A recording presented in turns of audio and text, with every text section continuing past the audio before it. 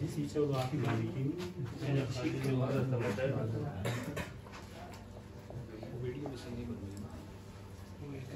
Video बड़ी थी, बड़ी है कि ना? चेक कीजिए। टेढ़ा सा आता है।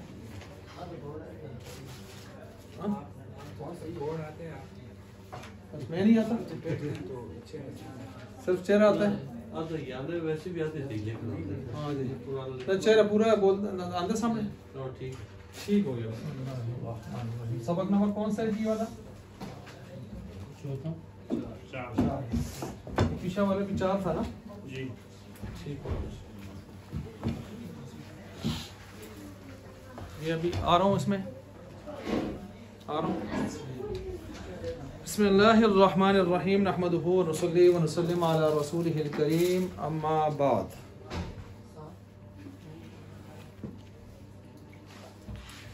नहीं चले, ठीक है। अच्छा जी, आज तहसीरुल मंतिक का हमारा चौथा सबक जारी है। तहसीरुल मंतिक में कल हमने जो पढ़ा था वो इल्म की तारीफ़ात और इल्म की 2 किस्में, तसव्वुर और तस्दीक पढ़े थे। तसव्वुर को पहचानने के लिए उसके ज़ैल में जो जो चीज़ें आती हैं वो हमने तकरीबन कितनी पढ़ी थी? 19-20। मसलन कौन कौन सी थी? अकेले अकेले अल्फाज मुफरदा, अल्फाज मुफरदा, मुतअद्दिदा अल्फाज लेकिन बगैर रबत के, अल्फाज रबत भी होगा लेकिन जुमला कौन सा होगा? एहतिमालिया, शक वाला। इसी तरह गैर मुफीद की 5 किस्में भी तसव्वुर में। इसी तरह इंशाइया की 11 किस्में भी तसव्वुर में। ये पढ़ा था ना? ये टोटल मिला के तकरीबन 19-20 हो गई थी। ये किस में जा रही थी? तसव्वुर में। इसके अलावा जो है वो तस्दीक है। तस्दीक में क्या पढ़ा था कि पक्का कोई हुक्म लगे उसके अंदर, क्या पक्का हुक्म लगे करने या न करने का। फिर वो हुक्म जो लगेगा वो 3 तरह से लग सकता है, अकल के जरिए से, शरीयत के जरिए से, अमर खारिज के जरिए से। उनकी मिसालें भी आपने पढ़ ली थी कल। आखिर में हम जो चले थे वो ये है कि तसव्वुर और तस्दीक इनमें से हर एक की कितनी किस्में बनती हैं? 2। नजरी और नजरी और बदीही। नजरी नजर और फिक्र से है, वो चीज जिसको आप बोलें तो कोई बोले तो आप सुने तो थोड़ी सोच फिक्र की क्या चीज है, तशरीह की जरूरत पेश आए। और बदीही बदाहत से है। बदाहत का मतलब बिल्कुल वाज़ेह, साफ सुथरी, इतनी वाज़ेह है कि सुनते ही हर छोटा बड़ा उसको समझ जाता है। नजरी की मिसाल दें ना। नजरी जन्नत, दोज़ख, ये है ना, जन्नत, दोज़ख, पुलसरात, कोई भी चीज जिसको सुनते ही आदमी थोड़ी तशरीह की जरूरत पेश आती है। ठीक है जी, कोई भी ऐसी चीज हो।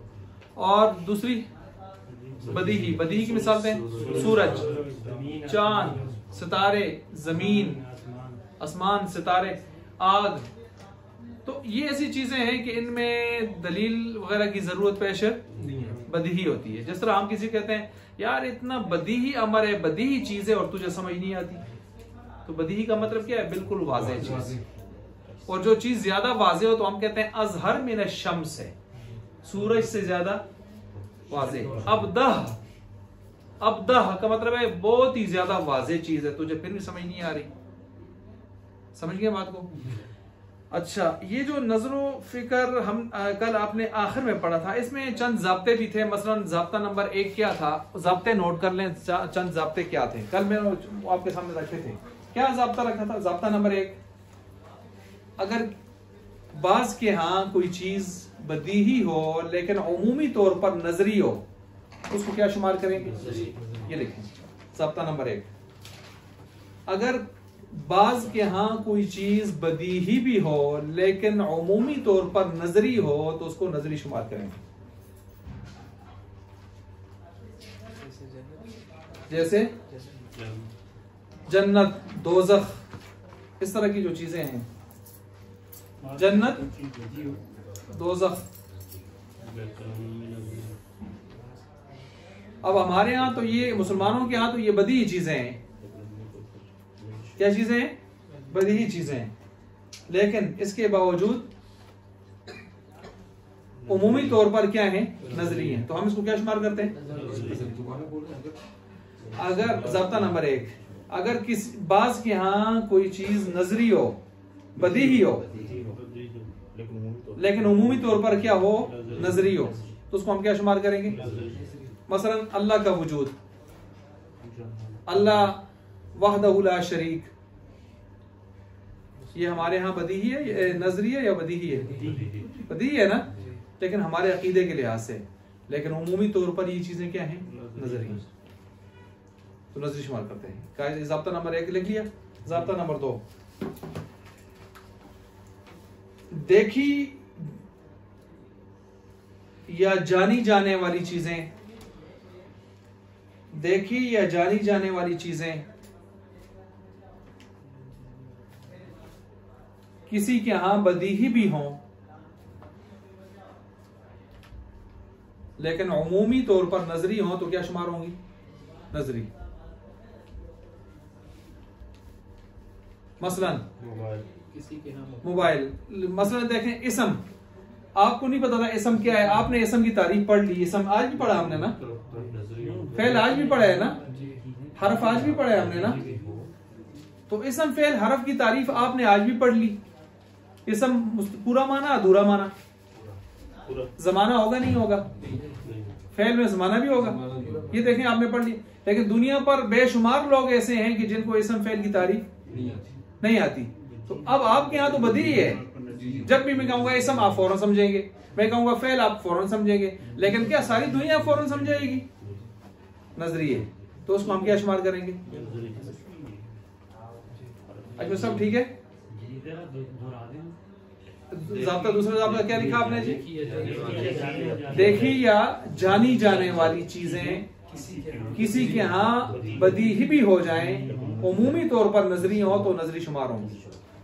उसकी मिसाल मैंने दे दी, इसम फेल हरफ। ठीक हो गया?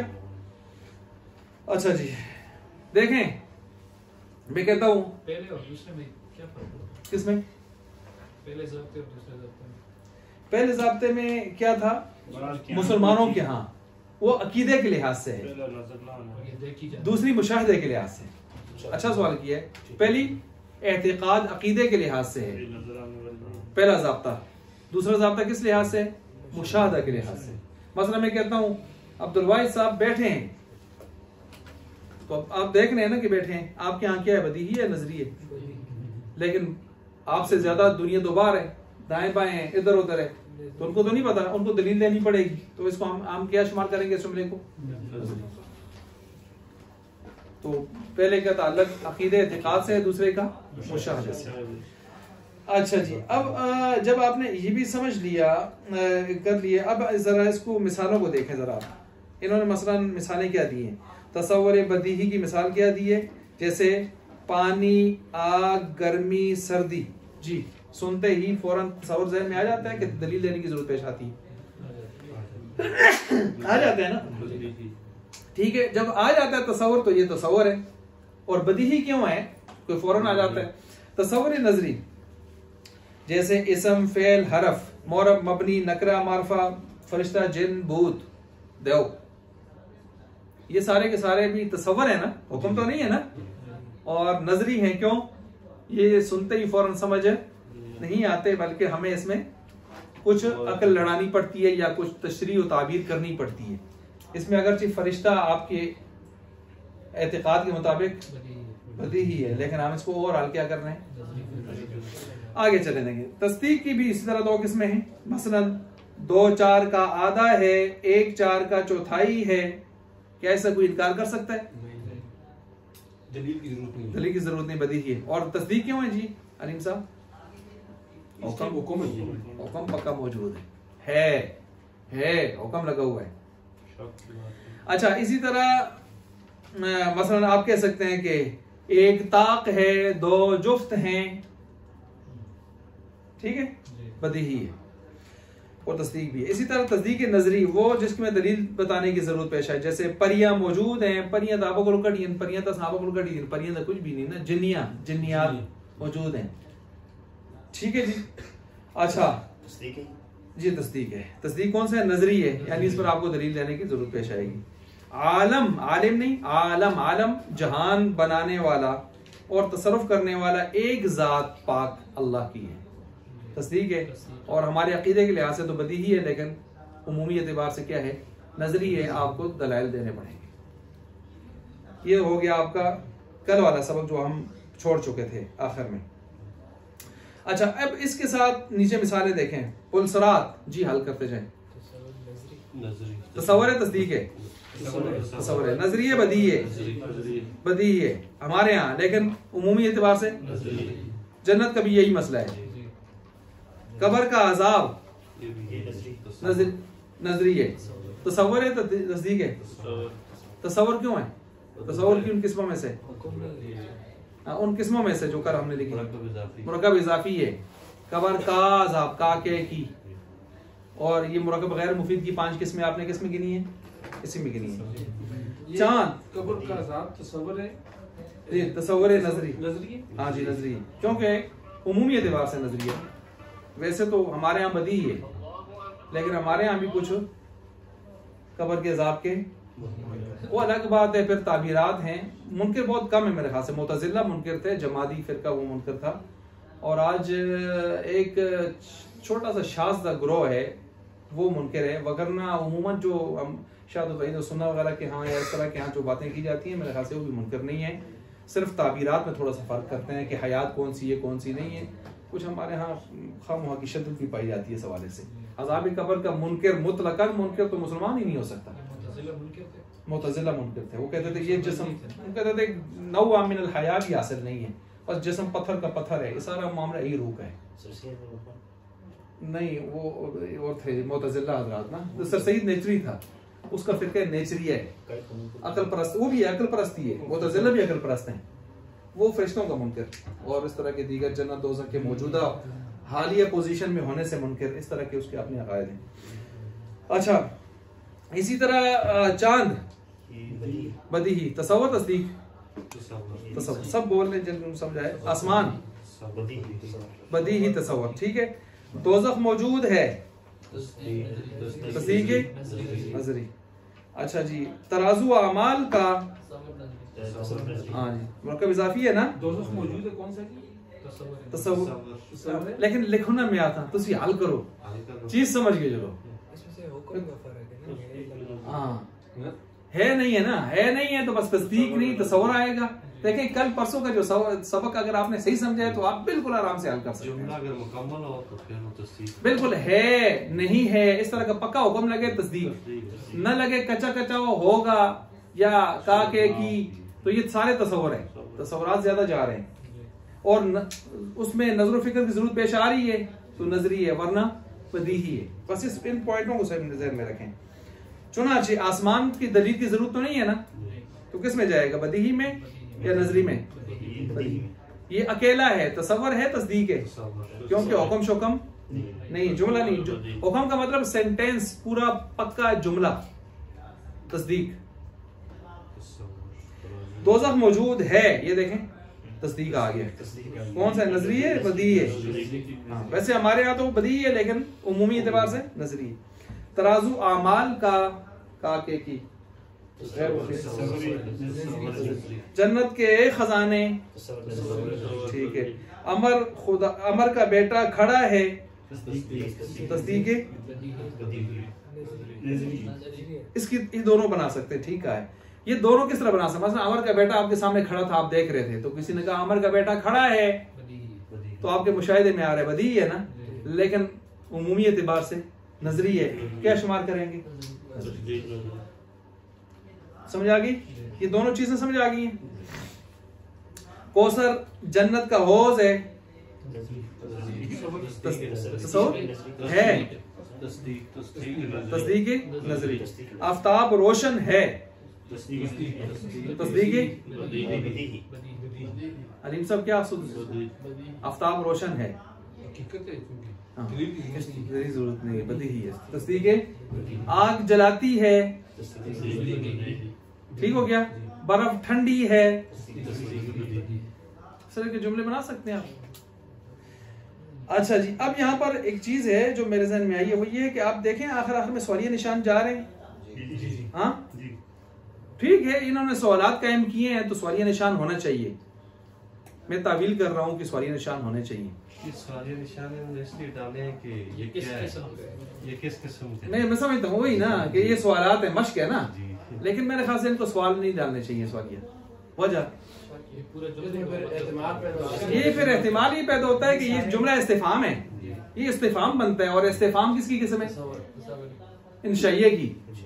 अमर नहीं न इस्तिफाम तमन्नी तरजी, और इस्तिफाम किस में चला जाएगा फिर? ये तो सारे तस्वर हो जाएंगे। ये मेरे ज़हन में वैसे एक बात आई है, पता नहीं सही है गलत है, तो मेरे ख्याल से नहीं लगाना चाहिए, निशान नहीं लगाना चाहिए। वैसे भी पता है मश्क में सवालात ही होते हैं।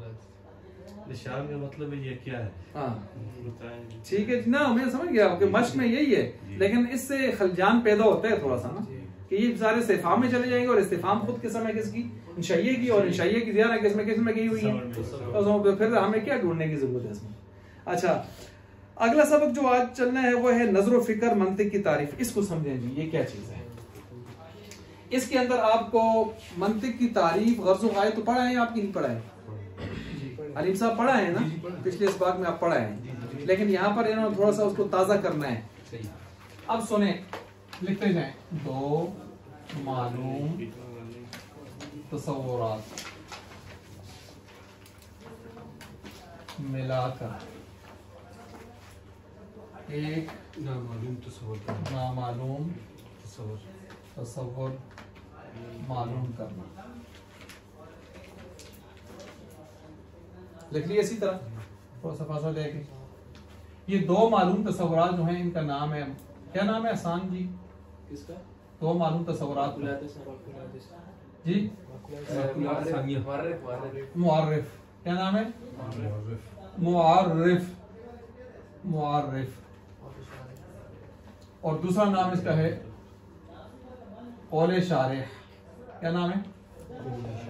कौले शारिह। मुआर्रिफ का माना भी समझें, पहचान करवाने वाला। कौले शारिह का मतलब समझें, ऐसी बात जो तशरीह करती हो। तो जाहिर बात है ये दो मालूम तसव्वुरात मिलाकर एक नामालूम को की तशरीह भी करेंगे, कौले शारिह, और उसकी तारीफ पहचान भी करवाएंगे, मुआर्रिफ। इस चीज को मुआर्रिफ भी कहते हैं और कौले शारिह। डॉक्टर साहब में क्या है? दो मालूम तसव्वुरात मिलाकर इनको एक नामालूम तसव्वुर की तशरीह भी करेंगे ये, और उसकी पहचान भी। तो मुआर्रिफ का माना पहचान करवाने वाला, और कौले शारिह का मतलब तशरीह करने वाली बात। ठीक है, तशरीह करने वाली बात, मकूला। और अच्छा, ये नाम इसका आ गया। दो मालूम तसव्वुरात का क्या नाम है? मुआर्रिफ, कौले। ये जो मिलाने का प्रोसेस है इसको कहते हैं नजर फिक्र। ये जो मिलाने का प्रोसेस, इसको क्या कहते हैं? ये जो नामालूम हासिल होगा इसका नाम है मुआर्रफ। मुआर्रफ का मतलब है जिसकी पहचान करवाई जाए। ये दोनों बाब तफील से हैं, आर्रफ़ युअर्रिफ़ु तारीफ़न, जिसकी पहचान करवाई जाए। जैसे मसलन किताब में आप देख सकते हैं, किताब में लिखा हुआ है कि वहां पर आपको हैवान का पता है। हैवान का माना है, हैवान का मतलब है जिंदा चीज, सांस लेने वाली, हरकत करने वाली। ठीक है जी, आपने कुछ ना कुछ टूटे फूटे इरादे से कुछ ना कुछ अपने काम करने वाली, हसास, हिस्स रखने वाली, महसूस करने वाली, ये चीजें किसमें आ जाती हैं? अब ये हैवान हम भी हैं और हैवान बाकी भी जो जिंदा चीजें हैं हैवान में आती हैं। कीड़े मकोड़े तक, हशरातुल अर्ज तक, चरिंद परिंद दरिंद सब हैवान में चले जाते हैं। इसके साथ एक दूसरी चीज हमें मालूम है, हम प्लस कर देते हैं नातिक। नातिक का मतलब है अक्ल शऊर के साथ सोचने, तोलने, बोलने वाला। अक्ल शऊर के साथ सोचने, तोलने, बोलने वाला, ये भी माना मालूम हो गया। ये दो चीजें आपको आती थी, दो तस्वर आपको मालूम थे, यही दो तस्वर कितने चले गए? इनको आपने मिलाया, प्लस का निशान डाला, नजर फिक्र हो गई। अब नामालूम आपको क्या हासिल हुआ ऐसे? तो इन दोनों को मिलाया था, क्या जवाब आया? इंसान आया। ये इंसान किस में चला गया? और रफ। समझ गए? ये है तसव्वुरात की दुनिया। अब इसको हम तस्दीकात की दुनिया में कर लेते हैं। मसलन ये तो 2 मालूम तसव्वुर लिखे थे हमने, तो हम क्या कर लेते हैं? 2 मालूम तस्दीकात। इसके नीचे हम लिख लेते हैं, इसका जैसे मुआरिफ कहते थे, इसको कहते हैं दलील और हुज्जत। दलील और हुज्जत, दलील और हुज्जत। आपको पता है इसके अंदर जुमले बनेंगे। क्या बनेंगे? तस्दीक में जुमला होता है ना, पक्का जुमला होता है। तो पक्का जुमला जहां हो दलील उधर ही बननी चाहिए ना। ऊपर वालों को आपने दलील नहीं कहा, सिर्फ हमने तारीफ मुआरिफ और कौल इशारे कहा है। तो इसको हमने क्या नाम दिया? दलील और हुज्जत। इसका यही नाम है जो ऊपर नाम है। ठीक हो गया? इसका क्या नाम है? ये जो ऊपर है इसका नाम है नतीजा, दूसरा नाम है मुद्दा, तीसरा नाम है मतलूब।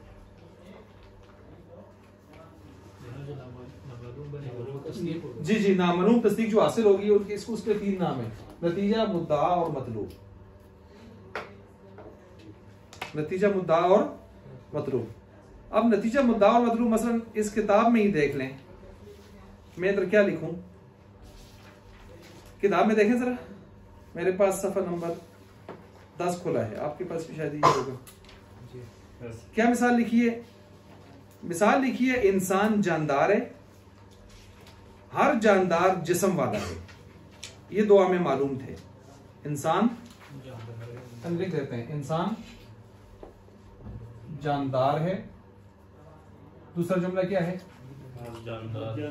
हर जानदार जिस्म वाला है। ये मैंने लिख लिया। ये मिलाया प्लस किया हमने, बराबर जवाब आया। इसका जवाब किस तरह निकालेंगे आप? जो डबलिंग है, डबलिंग उसको उड़ा दे। डबलिंग कौन है इधर? इंसान जिस्म वाला, जानदार। नतीजा निकालें। नतीजा निकालने का यही तरीका कि डबलिंग को उठा देना। इंसान क्या है? जिस्म वाला है। ये नामालूम है जो आपको हासिल हुआ है। वो 2 मालूम थे जिनको मिला के हमने एक नामालूम हासिल किए। ठीक है, गोया वो 2 कुलिये थे जिनको हमने मिलाया, तीसरी चीज आपको दरियाफ्त हो गई। अच्छा जी, समझ गए इस बात को? ये तस्दीकात की दुनिया है, इसमें पूरे पूरे हुक्म लगे हुए हैं। देख लें, है। अच्छा, ये बात जब आप समझ गए, ये तसव्वुरात और तस्दीकात में, अब आपने इल्म मंतिक की तारीफ, मौजू और ज़वायद पढ़ा हुआ है। यहां इन्होंने जो लगाया मैं उसको आपके सामने वाज़ेह करता हूं। 2 मालूम तसव्वुरात और तस्दीकात किधर हैं? ये 2 मालूम तसव्वुरात हैं और ये 2 मालूम।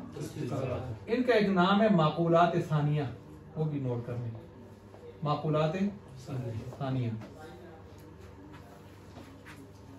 ये जो 2 मालूम तसव्वुरात और तस्दीकात हैं, इनका एक नाम क्या है? माकूलात सानिया। माकूलात सानिया क्यों कहते हैं? इसलिए कि लफ्ज के बोलने के बाद ये पहले नंबर पर नहीं, दूसरे नंबर पर सामने आते हैं। मसलन मैं कहता हूं मार्कर, ये मैंने लफ्ज बोला, तो इसके पहले नंबर पर क्या आता है? इसका माना मिस्दाक। दूसरे नंबर पर यह आता है कि मार्कर मार्फा है, नकरा है, जुज़ी है, कुल्ली है, जिन्स है, नौ है, फसल है, क्या चीज है। तो ये दूसरे नंबर को क्या कहते हैं? सानिया। माकूल का मतलब है अकल में आने वाली, समझ में आने वाली। तो ये समझ में लफ्ज बोलने के बाद पहले नंबर पे आई है, दूसरे नंबर पे आई है। पहले नंबर पर क्या आई है? ये मिस्दाक है, माना है। और दूसरे नंबर पर क्या है कि मफहूम क्या है? भाई कुल्ली है, जुज़ी है, मार्फा है, नकरा है, जिन्स है, नौ है, फसल है। ठीक है, तो ये चीजें आई हैं। इसके लिए हमने कहा माकूला। माकूल का मतलब अकल में समझी जाने वाली। सानिया दूसरे नंबर पर। तो ये मालूम तसव्वुरात को हम ये भी कहते हैं, मालूम तसव्वुरात और तस्दीकात। इसको भी समझ गए। अच्छा, इल्म मंतिक की तारीफ क्या बनती है? 2 मालूम तसव्वुरात और तस्दीकात को मिलाकर नामालूम को हासिल करना और उसमें गलती से बचना जिस इल्म से हो, वो इल्म क्या कहलाता है? इल्म। दो मालूम तसव्वुरात और तस्दीकात से नामालूम तसव्वुर तस्दीक तक पहुंचना और गलती से बचना जिस इल्म के जरिए से हो उस इल्म का नाम, ये मैंने आसान किया। मौजू क्या होगा यहां पर? ये माकूलात सानिया, यही ये मौजूआत हैं, ये इसका मौजू है मंतिक का। गर्ज क्या है? बचना किससे? गलती से। नुत्क़े ज़ाहिरी नुत्क़े बातनी में गलती से। नुत्क़े ज़ाहिरी नुत्क़े बातनी में, नुत्क़े ज़ाहिरी क्या चीज है? बातें, गुफ्तगू। नुत्क़े बातनी क्या चीज है? दिल और दिमाग में सोच और ख्याल, तोलना, फिक्र करना। समझ गए इस बात को? ये हो गया। अब यहाँ पर जो अब आगे जाके देखें, इन्होंने सवालात कायम किए हैं। मसलन अच्छा, एक दरमियान में इन्होंने बात की है मौजू क्या चीज होती है। खुद मौजू क्या है? तो किसी भी फन में, इल्म में किसी चीज के अहवाले ज़ातिये से बहस की जाए, वो चीज उस फन और इल्म का क्या बन जाती है? मसलन मैं आगे खड़ा होता हूँ, खतीब साहब मेंबर पर बैठते हैं, आज मेरा टॉपिक ये है, लेक्चर खड़ा हो जाते हैं, आके कहते हैं आज मेरा टॉपिक ये है, बोर्ड पर लिख लेते हैं। तो ये टॉपिक आज की पूरी मजलिस का क्या बनेगा? मौजू। जिस फन या जिस इल्म में किसी चीज के अहवाले ज़ातिये से बात की जाए, वो चीज इस इल्म और का क्या बन जाती है? मौजू। ठीक हो गया। कुरान का मौजू तौहीद, कुरान का मौजू इंसान की रूह की इस्लाह। ठीक है जी। कुर्सी का मौजू, बैठना ना होता कुर्सी की जरूरत थी। कहते हैं चाइना वाले कुर्सी नहीं रखते दफ्तर में, क्योंकि वो सारा दिन इतना काम करते हैं कि बैठने का टाइम ही। अब फजूल सी बातें हैं, किसी ने की हैं, तो मतलब ये है कि वो उनको बैठने की जरूरत नहीं है, तो कुर्सी भी नहीं। अच्छा, ये अब देखें नजर फिक्र की तारीफ करें तो नजर फिक्र की क्या तारीफ करेंगे? तो मालूम तसव्वुरात और तस्दीकात को मिलाकर नामालूम को हासिल करने का जो प्रोसेस है उसका नाम नजर फिक्र। ये पहला सवाल आ गया। दूसरा सवाल, मंतिक की तारीफ कीजिए। क्या कहा मैंने? दो मालूम तसव्वुरात और तस्दीकात मिलाकर नामालूम को हासिल करना और उसमें गलती से बचना जिस इल्म से होता है उसका नाम इल्म है। ये दूसरा सवाल आ गया। तीसरा है मंतिक की गर्ज क्या है? क्या गर्ज है जी? गलती से बचना। किससे? नुक्ते ज़ाहिरी गुफ्तगू और नुक्ते बातनी सोच फिक्र। आगे मंतिक मौजू किसे कहते हैं? मौजू खुद मौजू किसे कहते हैं? किसी भी फन या इल्म में किसी चीज के अहवाले ज़ातिये से बात की जाए, वो चीज उस इल्म का क्या बन जाती है? ये नीचे लिखा हुआ है इन्होंने, मौजू क्या चीज है इन्होंने लिखा हुआ है। अच्छा, आगे कहते हैं मंतिक का मौजू क्या है? मंतिक का मौजू क्या है? ये माकूलात सानिया। ये कौन है माकूलात सानिया? मालूम तसव्वुरात और मालूम तस्दीकात। मालूम तसव्वुरात और मालूम ये खुद क्या बनते हैं? मौजू। आगे दलालत। दलालत को देखें जी, दलालत क्या चीज है? दलालत का माना होता है राह दिखाना। दलालत का माना क्या होता है? राह दिखाना। देखें इसको आप, दलालत का माना राह दिखाना।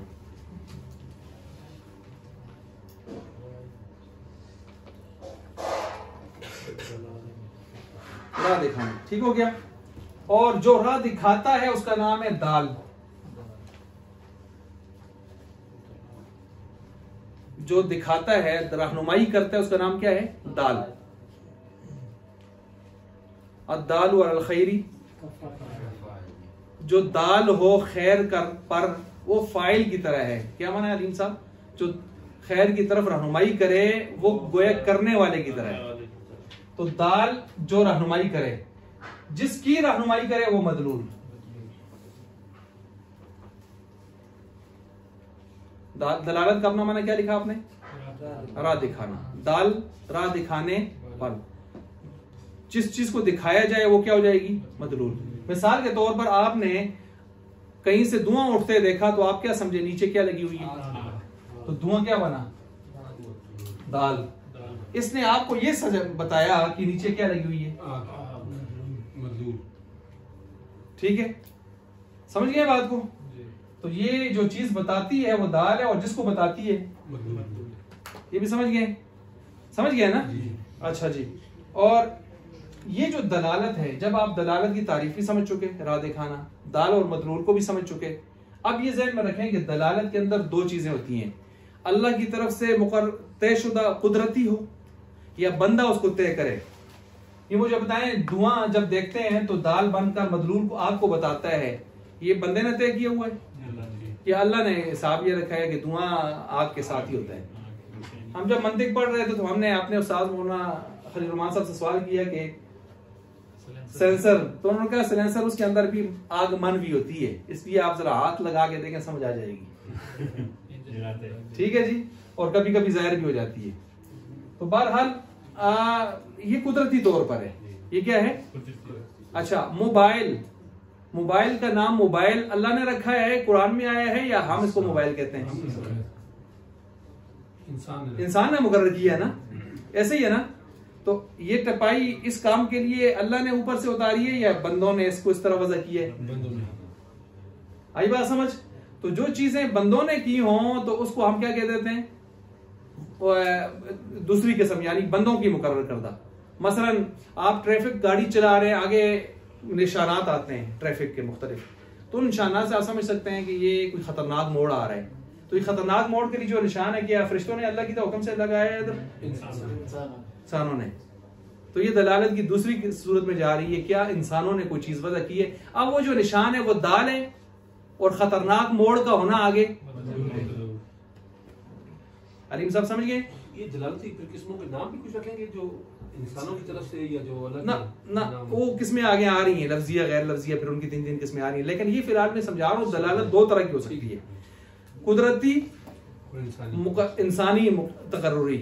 अगर अल्लाह की तरफ से है, उसकी मिसाल मैंने दुआ और इसकी दी, दाल मदलूल। और अगर खतरनाक मोड़ का निशान लगा है वो इंसानों ने लगाया, वो दाल, और खतरनाक मोड़ आगे क्या है? मदलूल। इसको समझ गए अजमल साहब? तो इसके बाद जो है दाल को दलाल भी कह सकते हैं। दलाल ना, दलाल तो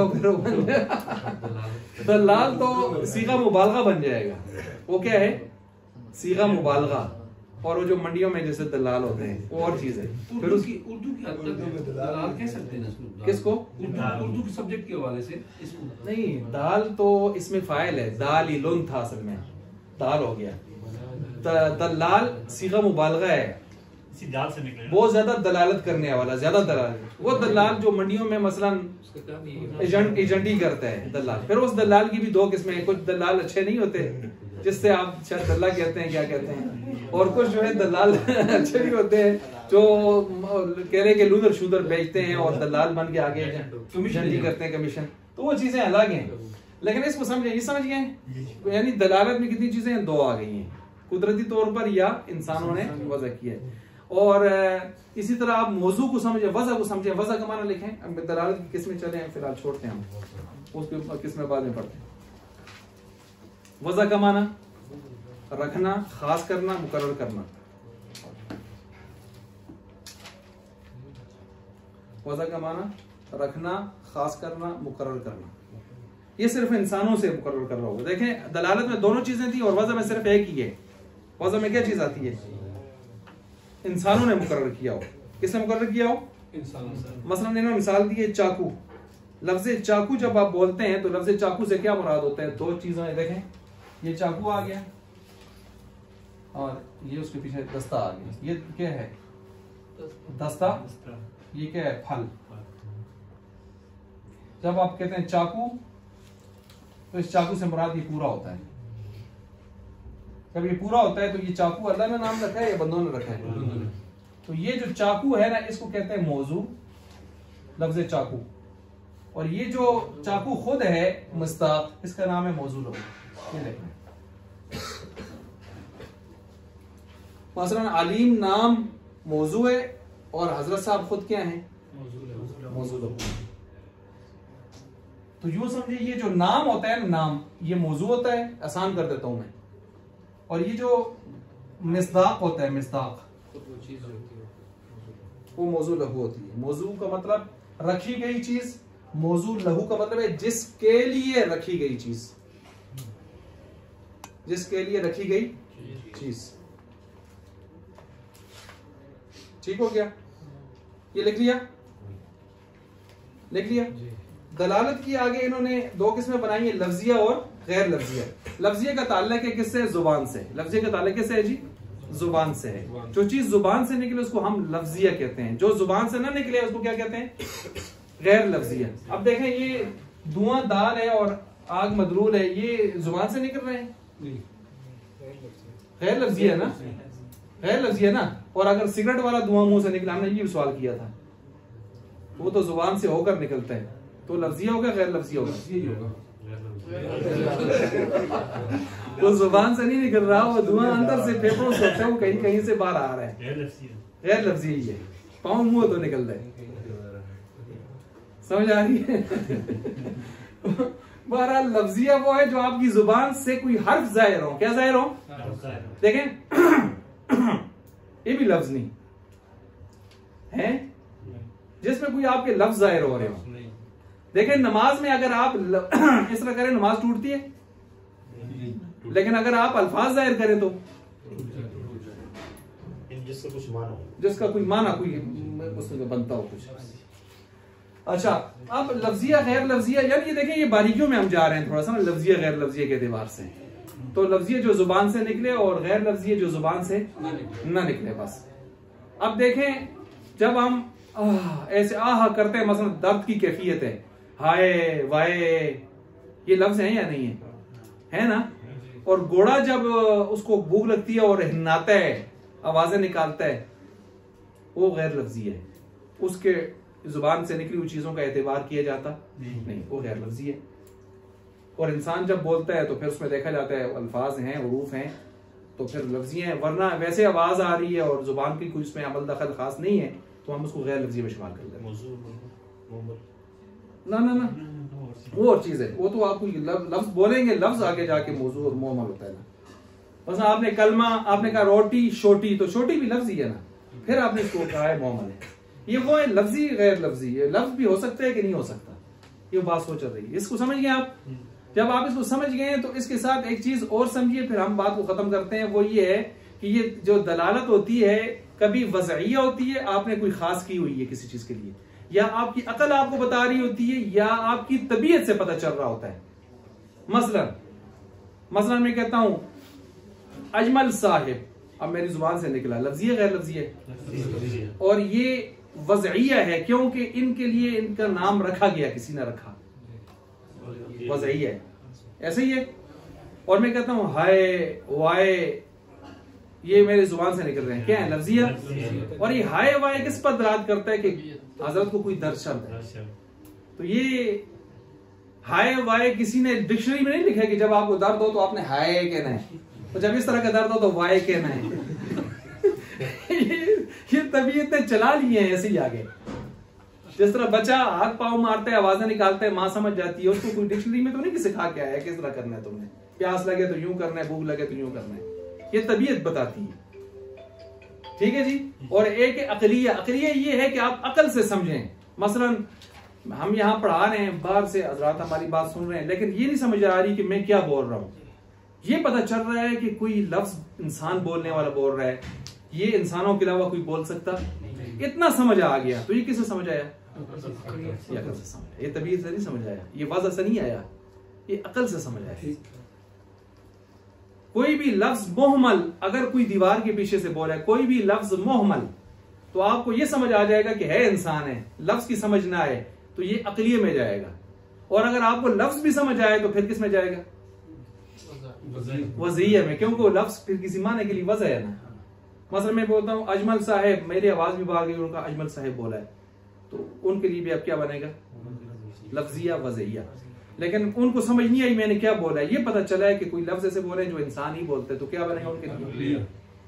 आसान हो गया। ये आज का आपका सबक था जो मैंने मेरे ख्याल से खत्म ही कर दिया है, पहुंचा दिया अल्लाह के फजल से। कहां तक? सबक पंजम तक पहुंचा दिया। सबक पंजम, 4 सबक आपके हो गए हैं। अब ये देखें, इसकी किताब में एक नजर देखने एक मिनट के लिए। दलालत लफ्जिया गैर लफ्जिया। लफ्जिया जैसे कि जैद की दलालत उसकी जात पर, जैद की दलालत के साथ लिखें लफ्ज जैद, अगर लफ्ज जैद नहीं लिखा लिखें लफ्ज जैद की दलालत उसकी जात पर, ये दलालत लफ्जिया है। गैर लफ्जिया जैसे धुएं की दलालत आग पर, धुआं तो लफ्ज नहीं है ना डॉक्टर साहब? अच्छा, आगे दलालत लफ्जी की 3 किस्में, लफ्जिया वज़इया, तबइया, अकलिया। वज़इया की क्या मिसाल लिखी हुई है? जैसे लफ्ज जैद की दलालत उसकी जात पर, लफ्ज जैद लफ्जिया मुंह से बोला, और वज़इया इसलिए कि उसके माँ बाप ने जैद नाम उसके लिए रखा है, तो लफ्ज जैद। और लफ्ज तबइया का आगे मिसाल क्या लिखी? आह आह की किसी रंज सदमे पर, आह हाय वाय, ये जो लफ्ज है ये तबीयत के अंदर सदमे पर जो है दलालत करते हैं। अच्छा, तो आगे लफ्ज़ी अक़लियत देखें। इन्होंने कहा है कि दलालत बवजह अकल के, जैसे लफ्ज़ देज़, लफ्ज़ देज़, ये देज़ क्या चीज़ है? ये देखें देज़, ये देज़ है ना, इसको उल्ट करें ज़ैद, ये ज़ैद वज़ी है और ये अक़लियत क्यों है? ये मोहमल है। मैंने आसान कायदा आपको बताया, मोहमल लफ्ज़ जब आप दीवार के पीछे से सुने, अंदाजा हो जाए कि ये कोई इंसान बोल रहा है, माने का नहीं पता चल रहा तो ये अक़लिया में जाएगा, माने का पता चल रहा है तो ये वज़िया में जाएगा। ठीक है। और इसी तरह जो है आगे दूसरी की भी देख लें, मसलन ज़ैद, इधर मैंने लिखा हुआ है ज़ैद, ये मैं से इशारा कर रहा हूं, तो ये लफ्ज़िया गैर लफ्ज़िया है ना? ये वाला ज़ैद, ये नक्श है, ये मैं जुबान से नहीं बोल रहा, ये तो गैर लफ्ज़ी है, लेकिन इसके माँ बाप ने इसके लिए रखा है तो वज़ी है। ठीक है। मुंह से बोले तो लफ्ज़ी है, इधर लिखा हुआ आप इशारा करें तो फिर गैर लफ्ज़ी है। वज़ी वैसे भी है क्योंकि माँ बाप ने नाम रखा हुआ है। और तबईया की मिसाल के घोड़े का हिनन आना, घोड़े की जुबान से जो कुछ भी निकले वो लफ्ज़ नहीं शुमार होता, लिहाजा गैर लफ्ज़ी हो गया। और तबीयत उसके आवाज से पता चलता है, मालिक जान जाता है कि इसको क्या चाहिए, पानी, मालिक जान जाता है इसको दाना चाहिए या घास चाहिए। अच्छा, अक़लिया की मिसाल क्या है? धुएं की दलालत आग पर, धुआं देखा, आग का कैसे पता चला? गैर लफ्ज़िया। और अक़लिया कैसे? अकल बताती है धुआं जब भी आता है तो नीचे क्या होती है? आग होती है। धुआं हो तोड़ ना हो, धूड़ कर दो वो बाहर ना हो, धुआं हो, फिर यही होगा। बहरहाल ये आपके 4 सबक मुकम्मल हो। अच्छा, इसमें मेरे क्वेश्चन ये हैवान और प्लस नातिक इंसान के, ये इसके अंदर ये जो चिंपैंजी है, बंदर है, ये भी तो नातिक होते हैं। नातिक होते हैं, बड़े शऊर के, अकल तो उनके बड़े शऊर होते हैं ना, बिल्कुल सारी चीजें। लेकिन सवाल उन्होंने किया, आप सवाल के जवाब सुने। असल में कुल्लियात और जुजियात जो दुनिया में हैं, कुल्लियात और जुजियात, और ये जैसे आपने कहा 2 मालूम तस्वुरात और तस्दीकात को मिलाकर नामालूम को हासिल करने का पूरा फन दुनिया में साइंस और टेक्नोलॉजी, इजादात और इज्तिहादात बंदरों ने किए।